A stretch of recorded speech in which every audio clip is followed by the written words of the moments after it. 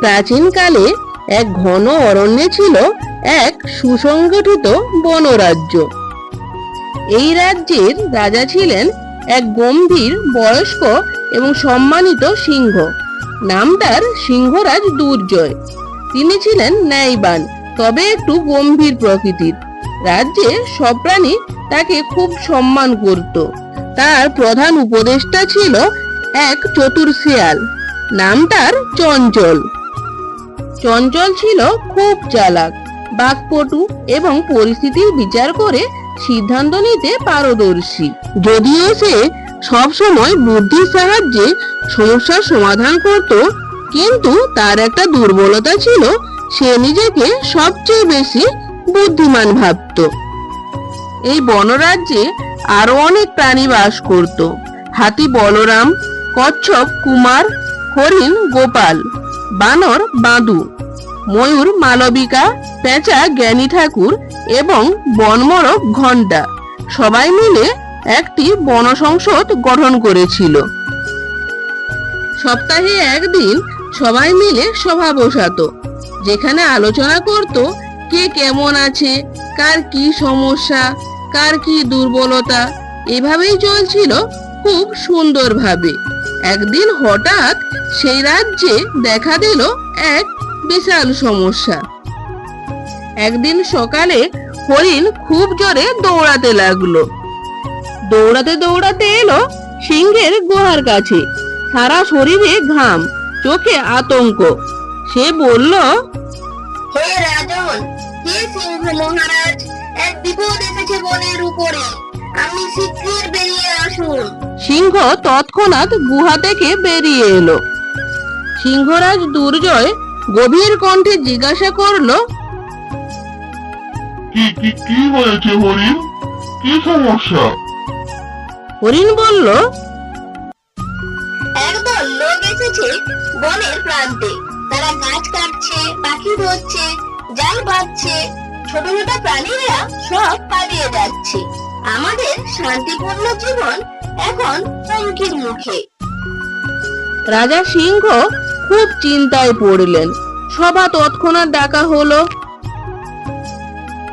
সব পশু পাখিরা ভয় এবং উদ্বেগ নিয়ে জড়ো হলো। বানর বাঁদু গর্জে উঠে বলল, আমরা কি যুদ্ধ করব? তখন জ্ঞানী ঠাকুর পেঁচা বলল, না না, আগে দেখে শুনে কাজ করতে হবে, পরে সিদ্ধান্ত নেওয়া যাবে। হাতি বলরাম গর্জে উঠল, রাজন, আপনি যদি আদেশ দেন তাহলে আমি সেই লোকদের তাড়িয়ে দিতে পারি। এবার মুখ খুলল চঞ্চল। সে বলল, না, আমার মতে প্রথমে বুঝতে হবে তারা কেন এসেছে। যুদ্ধ শেষ উপায়, তবে আগে তথ্য জোগাড় করা দরকার। রাজা সিংহ মাথা নাড়লেন এবং বললেন, চঞ্চলের কথাই ঠিক, তাকে আমি গোয়েন্দার দায়িত্ব দিচ্ছি। তুমি আজ রাতেই খোঁজ নিয়ে এসো। সেই দিন সন্ধ্যা নামতেই শেয়াল চঞ্চল বনপ্রান্তের দিকে রওনা দিল। সে নিঃশব্দে ঝোপের আড়ালে গিয়ে দাঁড়ালো। দূর থেকে দেখতে পেল কয়েকজন লোক তাঁবু খাটিয়ে বসেছে। তাদের সঙ্গে আছে কুকুর, জাল, করাত এবং কিছু খাঁচা। একজন লোক বলছে, এই বনে অনেক বন্য প্রাণী আছে, বিক্রি করলে অনেক মোটা টাকা পাওয়া যাবে। অন্যজন বলল, ঠিক 2 দিন পর একটা বড় শিকার করব, কেউ যেন পালিয়ে না যায়। চঞ্চল থেমে রইল। সে আরেকটু কাছে গিয়ে ভালো করে সব কথা শুনল এবং বুঝলো এই দলটি একটি অবৈধ শিকারী। সে চুপি চুপি ফিরে এলো এবং ফিরে এসে রাজাকে সব কথা জানালো। পরদিন বিশেষ বন সংসদ ডাকা হলো। সব পশু পাখি উপস্থিত। চঞ্চল তাদের বিস্তারিত বিবরণ দিল। সিংহরাজ দুর্জয় ঘোষণা করলো, এই শিকারীদের আমরা আমাদের বনে আর থাকতে দেব না। কিন্তু সরাসরি লড়াই নয়। চঞ্চল, তুমি তোমার বুদ্ধি দিয়ে একটা কৌশল তৈরি করো। চঞ্চল একটু ভেবে নিয়ে বলল, আমার একটা পরিকল্পনা আছে, তবে এতে সবাইকে অংশ নিতে হবে। রাজা বললেন, তুমি পরিকল্পনা দাও, আমরা সবাই প্রস্তুত। পরদিন ভোরে তারা পরিকল্পনা বাস্তবায়ন করলো। শিকারী জঙ্গলে ঢুকলো। তারা দেখে একটি বিশাল হাতি বলরাম গাছের নিচে শুয়ে আছে, যেন সে অসুস্থ। তারা ধীরে ধীরে এগিয়ে আসে। এমন সময় পেঁচা করে ডাকতে লাগলো, যেটা সংকেত ছিল।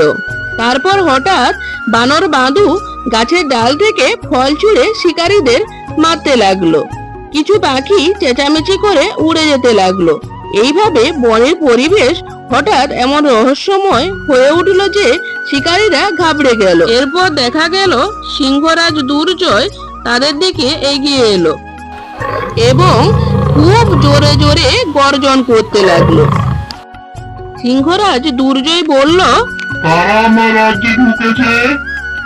শিকারীরা ভয় পেয়ে দৌড়াতে লাগলো, কিন্তু তারা বুঝতে পারেনি বনমোরগ ঘন্টা আগে থেকেই আশেপাশের গ্রামে খবর পাঠিয়ে দিয়েছে। গ্রামের মানুষ এবং বনরক্ষীরা এসে উপস্থিত। শিকারীরা ধরা পড়লো।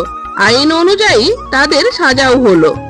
পরদিন রাজসভায় রাজা সিংহ বললেন, আজ আমরা প্রমাণ করলাম যে শক্তি, বুদ্ধি এবং ঐক্য একসঙ্গে থাকলে সব সমস্যার সমাধান হয়।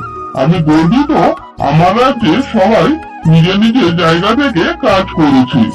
শিয়াল চঞ্চল মাথা নিচু করে বলল, রাজন, আপনি না হলে আমরা এই পরিকল্পনা বাস্তবায়ন করতে পারতাম না। তখন জ্ঞানী ঠাকুর পেঁচা বলল, জ্ঞান, ধৈর্য আর সম্মিলিত প্রচেষ্টাই সবথেকে বড় শক্তি।